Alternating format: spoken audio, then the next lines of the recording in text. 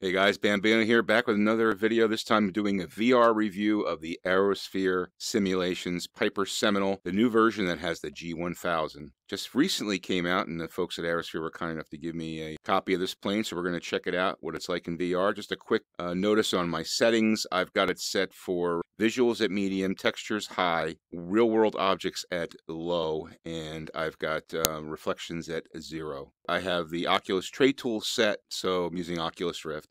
I have the tray tool set, so I'm 1.8 super sampling. Your results will vary. It depends on your graphics card. So let's first take a look outside the plane here. See as we get a little closer. Very nice modeling. You can see the rivet detail. We'll get a little closer here. Yeah, and very nice, like three-dimensional on the rivets right there. Looks pretty cool. You can see right up to the screws.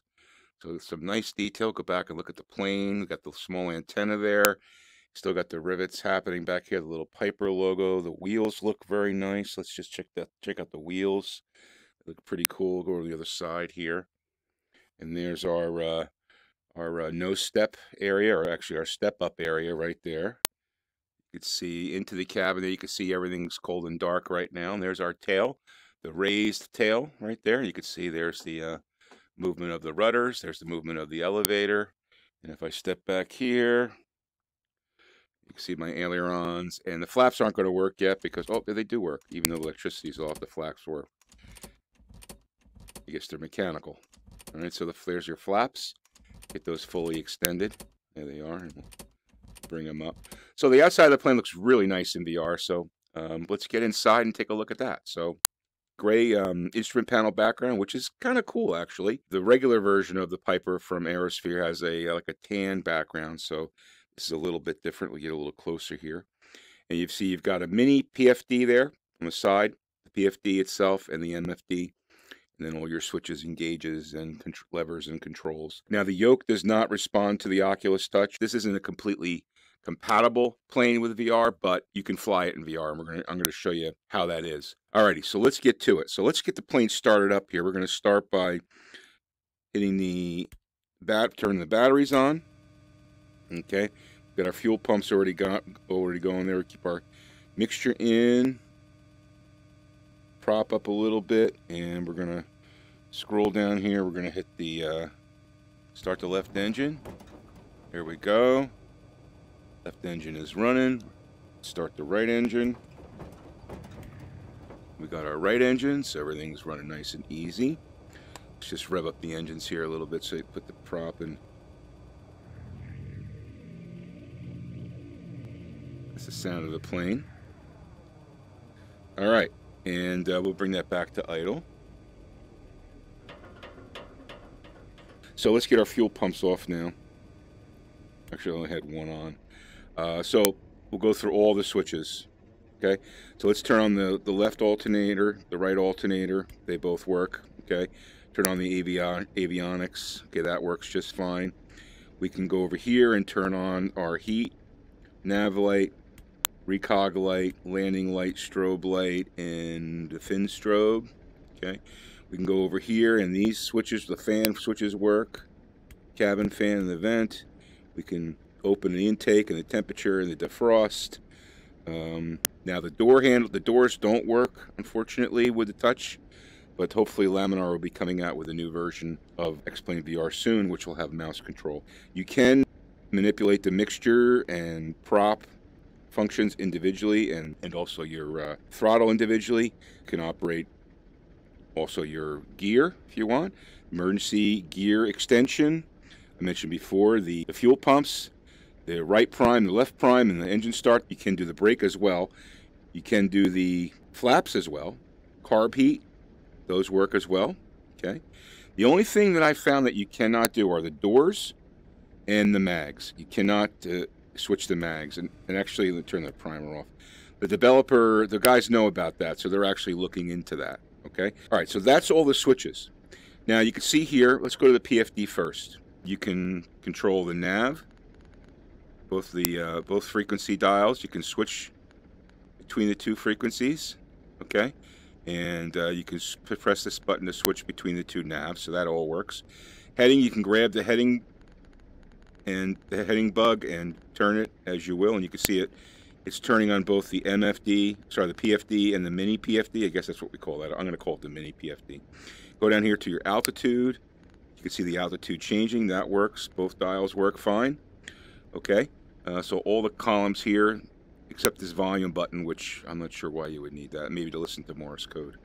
All right, so that's that. Now let's go into all these buttons are functional. So if you wanted to change the CDI, or if you want to mess with the inset, or let's go back here. If you wanted to go to your transponder, set it to altitude, you can do that. Okay, if you wanted to bring the nearest airplane, nearest airports in, or alerts, that all works. Okay.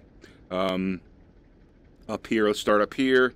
This volume doesn't work, but you can switch between the two frequencies like that, no problem, by just clicking the arrow button. The comm works, so you can change the comms. The barometer does work, so that changes as well. Okay, you can see that changing there. So that you can use the range to change the range on the inset. Okay. And now we'll go down to these buttons here. Nearest works, menu work. Well, let's go to flight plan on there. You can go to flight plan menu. If you want to activate a leg, you can do that. You can bring up procedures. You can go enter. You can hit clear. All those buttons work. The FMS button works as well, or dial works as well. So all that stuff works on the PFD. Okay. Go to the center column here, and you've got your COM 1, or you can switch it to COM 2. Switch it back, forth, no problem. Okay, those all work. COM 3, wasn't successful in getting COM 3 to work. You can see all these buttons are kind of lighting up together, so that's something that looks like it needs to be corrected, but that shouldn't affect you too much in flight.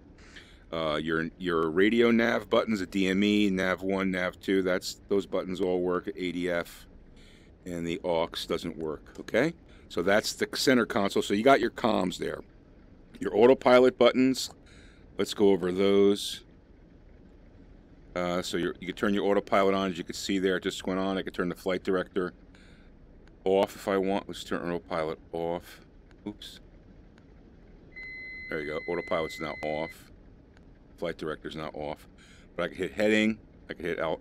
All these work. Nav, VNV, the approach, BC, vertical speed. I've used all these in flying. They all work fine. Let's turn our autopilot off. So that all works in as I mentioned before, your heading bug works as well. And your nav radios on this side work as well. Okay. Now let's go to the MFD. So you've got, what's nice here is you've got a system, and you can see here, let me just move this up close here. You got some pretty cool stuff here. Your CHT temperature, EGT temperature, fuel quantity, tach time, so your tachometers and hours, fuel calculation, which is really nice to have, electrical information, and your flaps. So if I put the flaps down, you can see it goes to 10%, 25%, 40%. So I know I can see where my flaps are, which is really cool. It's a nice feature. So let me go back here at a system. You can see on the left here, you've got all your RPMs, your manifold pressure, EGT, your fuel flow, oil pressure, oil temp, your electrical, and your fuel quantity. And then you also have your landing gear status here. You got your 3 green right here. When you put the landing gear up, those would turn to like a gray, I think, or black. All right. That all works. Now you've got on the map side, you can put your airways on if you want, which is kind of cool. NexRad and traffic if you want to as well. So that all works too. All right, and you could declutter if you like to. On this side, your comm works, just like we mentioned before. The barometer works, the range works just fine. And you're getting a little bit of feedback in the touch controller as you're touching those. You can bring up the flight plan, you can bring up menu, you can go back here, you can hit flight plan. If I want to, I could hit this cursor button, and I could use this to scroll down. Okay, so that all works as you would expect it to work, which is great. Okay, so that's basically the MFD. That pretty much covers everything in the cockpit. Like I said, the only things that seem to be missing are the mags, which they're working on, and in the center console, the COM 3 and some of the auxiliary communication stuff like the pilot and co-pilot and stuff like that. But other than that, it functions very, very well. All right, so let's take it for a little test drive here. We're going to basically, we're at Key West here. We're going to taxi out. We'll do a quick lap and show you what she flies like in VR. All right, so let's give that Let's get out here to where we're going here. You can see things moving nice and smoothly, which is what you want to see in VR.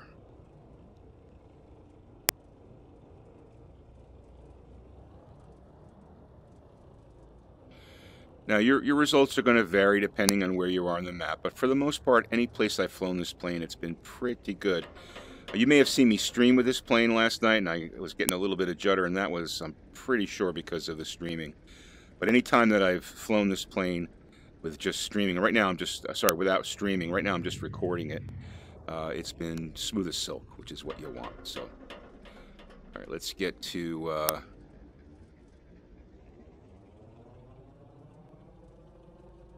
let's set ourselves up here. All right. Set parking brake.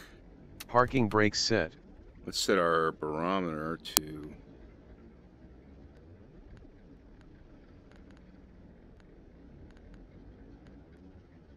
192. And let's set our heading bug. Just boom, pop that in the middle so we're set up perfectly. Now let's take her for a ride. Those blue lines you see are the play area in Oculus. Because I have the way I have things set up, when I move the Oculus Touch inside that area, then I get those blue lines. So here we go. We're ready to go. We're going to rev her up. Brakes off. Set the flaps to 10%. Sit back and get her up in the air.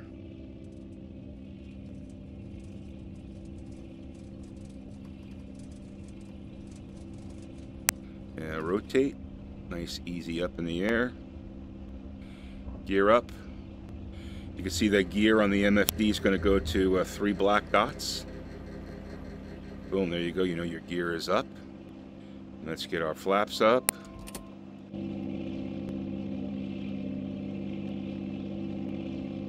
There she is, flying in VR. Very nice.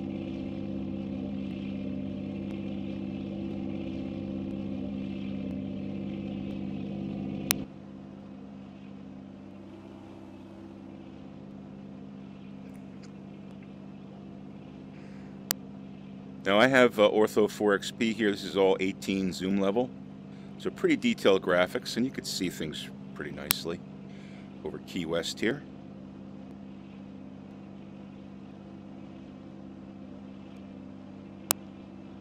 So far, so good. Looking good.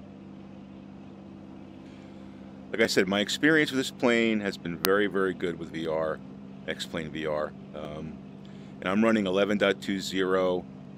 Preview Beta VR1, I guess, is the version. So it's the first release. Here's our airport.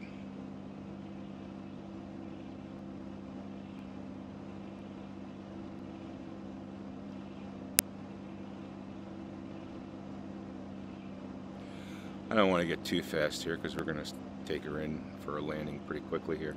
But yeah, it handles very nice. It's a little touchy on the yoke. You can see I'm just moving it a little bit, and it does respond very quickly on all axes. So could probably adjust that with the profile settings in X-Plane 11, which I haven't really got to yet, but probably something I'll check out.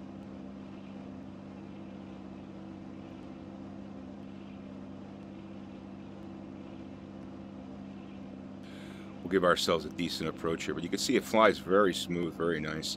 Autopilot functions very nicely. And I'm very happy with the G1000. Laminar did a great job with it, and it's nice to have another third-party plane that has it implemented. You could pick this plane up on the X-Plane org store. Like I said, I believe it's $25 if I'm not mistaken. Let's get our flaps. 10%. Actually put check gear. Gear's going down. That's nice. You get that little warning about there's the 3 green.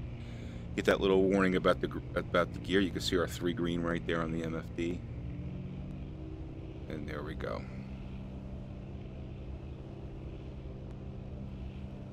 Hopefully I can land this okay.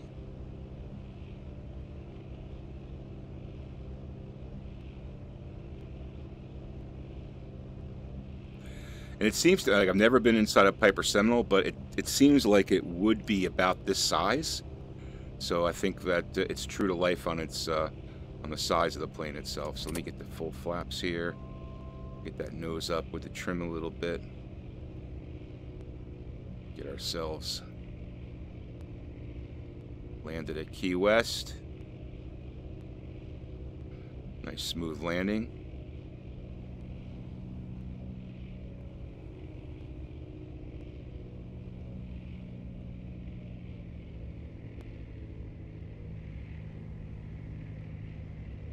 And there we go.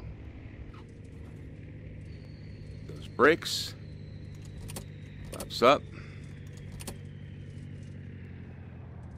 And that is a VR review of the AeroSphere Piper Seminole with the G1000, guys. I hope this was helpful.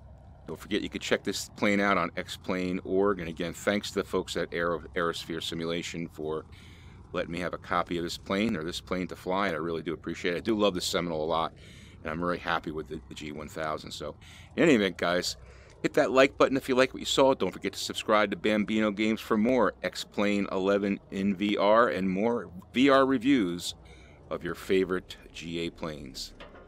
Thanks for watching, guys, and have a great day.